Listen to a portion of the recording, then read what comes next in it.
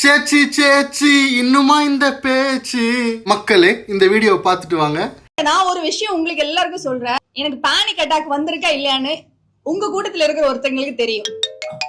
என்ன வந்து அவரோட ஷூட்ல எனக்கு வந்து என்ன தூக்கிட்டு போய்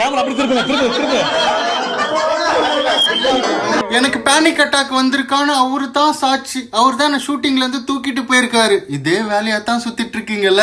நைஸக்கே கேரளால சாப்பிடுறாங்க கொண்ட கடலை, இன்னுமா நீ சாண்ட்ராவை விடலன்னு கேக்குறீங்களா?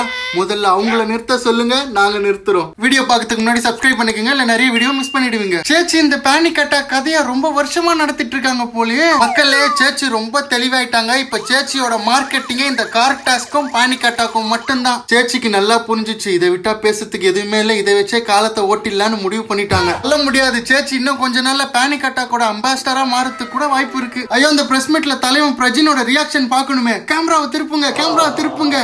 அந்த கரடிக்கு முகத்துல என்ன ஒரு ஆனந்தம். மனுஷன் மனைவிக்காக முட்டு கொடுக்க துடிக்கிறாருப்பா. இந்த இன்டர்வியூலயும் பார்த்தேன், விஜய் டிவியோட லைவ்லயும் பார்த்தேன். அக்கா ஒரு விஷயம் சொல்றாங்க, எல்லாரும் ஒரு பட்டத்துக்கு ஆசைப்படுவோம், மக்களா பார்த்து எனக்கு நடிப்பு அரக்கின்னு ஒரு பட்டம் கொடுத்துட்டாங்கன்னு சந்தோஷப்படுறாங்க.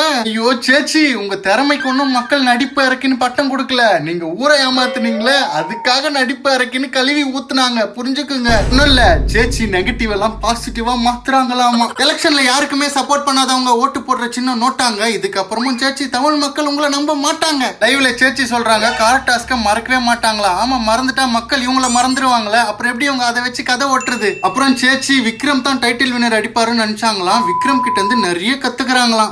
ஆமா, அழுது நடிக்கிறதுல விக்ரம் உங்களுக்கு குரு தான். கத்துக்குங்க. சேச்சிக்கு லைவ் இன்டர்வியூ ஃபுல்லா ஒரே விக்ரமோட புகழ்ச்சி தான். சேச்சி நல்ல பார்ட்னர்ஷிப் போங்க. அப்புறம் சேச்சி ஆல்ரெடி சொன்னதுதான், நீங்க அழுதுக்குங்க, தயவு செஞ்சு சிரிக்காதீங்க. அப்புறம் மக்களே சேச்சி நீங்க எப்படி கூப்பிடுவீங்க? சாண்ட்ரானா நடிப்பு அரக்கினா? கமெண்ட் பண்ணுங்க, பார்த்து தெரிஞ்சுக்கிறேன்.